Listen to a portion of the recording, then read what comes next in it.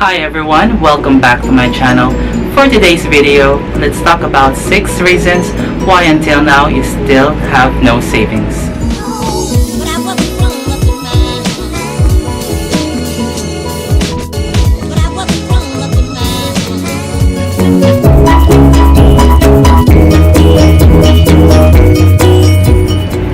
You tend to spend way beyond your means. You go partying every weekend, splurging on items that you do not really need, and buying things that would only give you temporary satisfaction.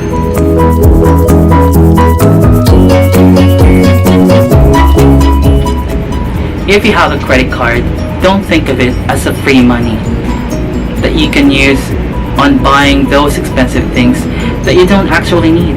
You should realize that you still have to pay for your credit card bill, and worse, with high interest.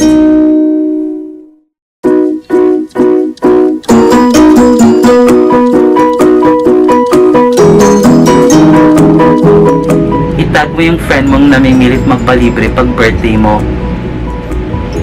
Next time you celebrate your birthday, you should be smart enough to know that you don't have to treat everyone out. Instead, it should be the other way around.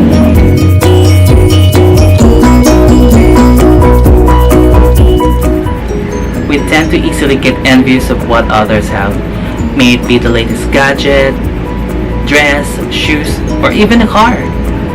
Some people can even go to the extent of going beyond their means just to at least get to someone else's level.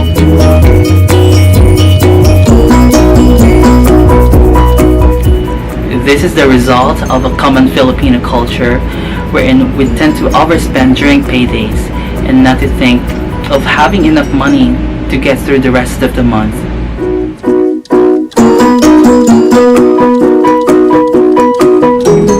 Before, you were fine with taking the jeepney on your way to work. But ever since you got that pay raise, pag-grab ka na lang.